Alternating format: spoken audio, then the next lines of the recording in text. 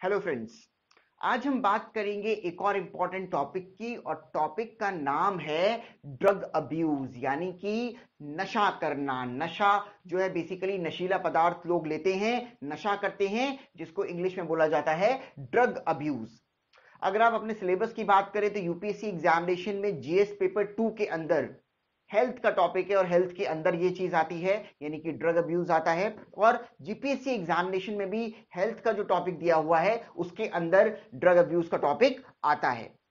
तो आज हम जानेंगे ड्रग अब्यूज होता क्या है, इससे रिलेटेड इंडिया में क्या क्या ट्रेंड चल रहा है, क्या क्या डेटा है, आखिर ड्रग की प्रॉब्लम यानी कि नशा की प्रॉब्लम इंडिया के अंदर इतनी ज्यादा क्यों है, और इसके साथ साथ क्या क्या सॉल्यूशंस हो सकते हैं नशे की प्रॉब्लम को दूर करने के लिए, या सरकार ने अब तक क्या क्या कदम उठाए हैं नशे की प्रॉब्लम को दूर करने के लिए। ये सारी चीजें हम लोग इस वीडियो में जानेंगे।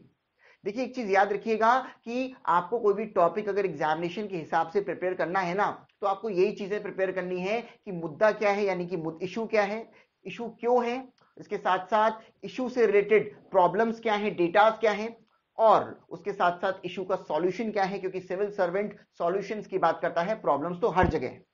तो स्टार्ट करते हैं ड्रग अब्यूज के टॉपिक को। अगर मैं ड्रग अब्यूज की बात करूं या बोलूं कि नशे की प्रॉब्लम इंडिया के अंदर कितनी ज्यादा है, तो आप सब लोगों को पता ही होगा कि इंडिया के अंदर अलग अलग तरह के नशे लिए जाते हैं, जैसे कि गांजा, ओपियम, ओपियम यानी कि अफीम, हेरोइन। ये कुछ ऐसे नशीले पदार्थ हैं जो इंडिया के अंदर कंज्यूम किए जाते हैं। एक रिपोर्ट के अनुसार, एक रिपोर्ट जो कि एम्स की रिपोर्ट है, all India institute of medical science, AIIMS की रिपोर्ट के अनुसार, जिस रिपोर्ट का नाम है magnitude of substance use in India, इस रिपोर्ट का नाम है magnitude of substance use in India. इस रिपोर्ट के अनुसार हिंदुस्तान के 5 करोड़ लोग, इंडिया के 5 करोड़ लोग अपने जीवन में कभी ना कभी कैनबिस या ओपियोइड्स ले चुके हैं। कैनबिस को बोलते हैं हिंदी में, बेसिकली आपने सुना होगा, जो जनरली लोग कंज्यूम करते हैं महाशिवरात्रि के दौरान। क्या क्या कंज्यूम करते हैं, याद आया कुछ? कैनबिस को बोलते हैं अपन भांग, ओपियोइड्स को बोलते हैं अफीम, है ना। तो 5 करोड़ हिंदुस्तानी ये एडमिट कर चुके हैं, ये मान चुके हैं कि कभी ना कभी उन्होंने अपनी जिंदगी में भांग या अफीम ली है। इसके साथ साथ इस रिपोर्ट के अंदर यह भी लिखा हुआ है कि हिंदुस्तान के 8.5 लाख लोग ड्रग्स को इंजेक्शन के थ्रू ले चुके हैं, ड्रग्स को इंजेक्शन के थ्रू ले चुके हैं। समझिए कितनी बड़ी प्रॉब्लम है इंडिया की ये। 5 करोड़ लोग ये चीजें ले चुके हैं, 8.5 लाख लोग ड्रग्स को इंजेक्शन के थ्रू ले चुके हैं। और एक और रिपोर्ट है world drug report, world drug report 2020, ये बोलती है कि वर्ल्ड के 3.5 करोड़ लोग, पूरे विश्व के 3.5 करोड़ लोग ड्रग्स लेने के बाद बहुत गंभीर समस्याओं से गुजर रहे हैं, यानी कि बहुत ज्यादा बीमार हो चुके हैं ड्रग्स लेने के बाद। यहां पर 5 करोड़ जो डेटा है वो लोग वो हैं जो ले चुके हैं ड्रग्स, और ये 3.5 करोड़ पूरे वर्ल्ड का डेटा है, मतलब ये वो लोग हैं जिन्होंने ड्रग्स ली और उसके बाद बहुत गंभीर समस्याओं से जूझ रहे हैं। ये 3.5 करोड़ लोग, आप समझ सकते हैं कि पूरे इंडिया के अंदर ही नहीं, पूरे वर्ल्ड के अंदर ड्रग्स की प्रॉब्लम कितनी बड़ी प्रॉब्लम है। आखिर हम जानते हैं हिंदुस्तान के पर्सपेक्टिव से कि इंडिया के अंदर बेसिकली ड्रग्स की प्रॉब्लम इतनी ज्यादा क्यों है। तो कुछ कारण जानते हैं। सबसे पहला कारण है कि इंडिया जो है वो ज्योग्राफिकली गोल्डन क्रिसेंट और गोल्डन ट्रायंगल के बीच में है। अब आप बोलोगे गोल्डन क्रिसेंट और गोल्डन ट्रायंगल क्या होता है, तो उसको ध्यान से समझ लो। अगर जैसे भारत है, ये एरिया जो है वो गोल्डन क्रिसेंट है, गोल्डन क्रिसेंट के अंदर अफगानिस्तान, ईरान और पाकिस्तान का एरिया आता है। ये वो एरियाज हैं जहां पर अफीम यानी कि ओपियम का बहुत ज्यादा प्रोडक्शन होता है, अफगानिस्तान, ईरान और पाकिस्तान।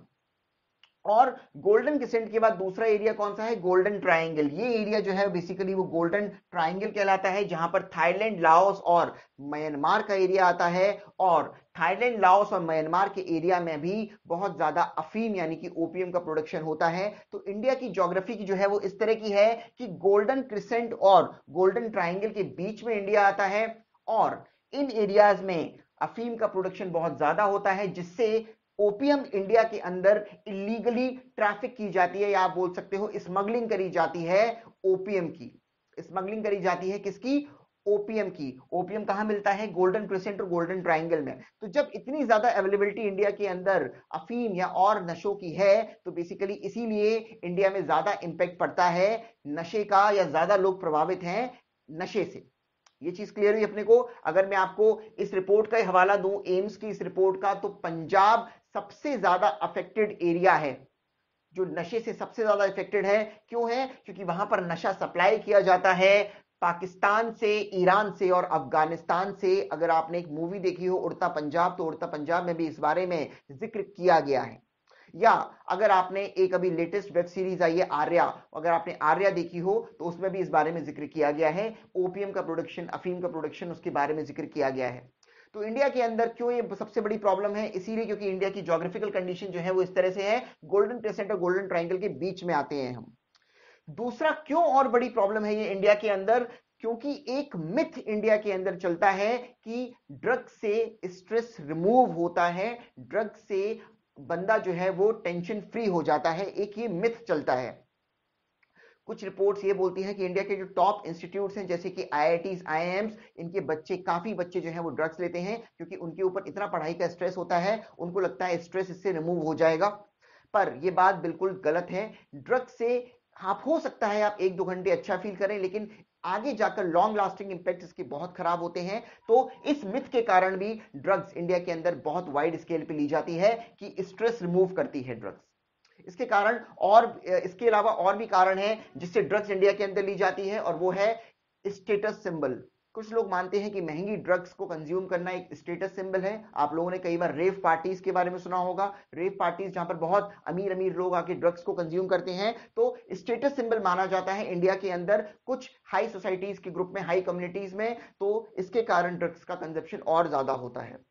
इसके अलावा और भी कारण है, जैसे कि ड्रग माफिया और गवर्नमेंट ऑफिशियल्स के बीच नेक्सस होता है। ड्रग माफिया का कारण होता है ड्रग्स को स्प्रेड करना, और गवर्नमेंट ऑफिशियल्स जो है ड्रग माफिया को नहीं पकड़ते हैं क्योंकि एक नेक्सस होता है, एक कॉम्बिनेशन होता है। ड्रग माफिया जो है और गवर्नमेंट ऑफिशियल्स को पैसे दे देते हैं, और गवर्नमेंट ऑफिशियल्स जो है वो उसके ऊपर कोई एक्शन नहीं लेते हैं। आपने अगर उड़ता पंजाब देखी हो मूवी, तो उसके अंदर ये चीज अच्छी तरह से दिखाई गई है। तो ड्रग माफिया और ऑफिशियल्स के बीच एक नेक्सस होता है, जिसके कारण इंडिया के अंदर ड्रग्स काफी स्प्रेड हो रही हैं।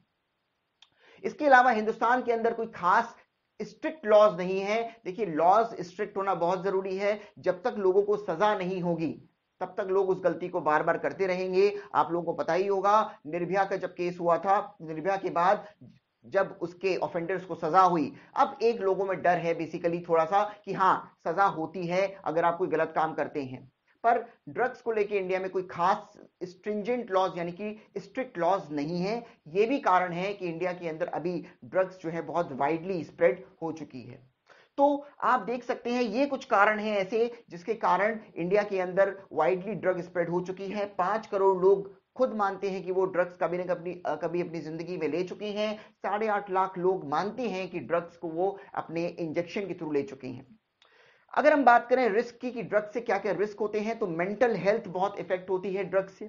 इसके साथ साथ एचआईवी होने के चांसेस रहते हैं, एड्स होने के चांसेस रहते हैं, क्योंकि आप इंजेक्शन से कोई बंदा ड्रग्स लेता है तो। इसके साथ साथ डोमेस्टिक वायलेंस यानी कि वायलेंस के केसेस बहुत बढ़ जाते हैं। ड्रग्स लेने के बाद लोग बहुत हाइपर हो जाते हैं और मारापीट करते हैं। कई बार तो देखा गया है कि किसी का मर्डर भी कर देते हैं।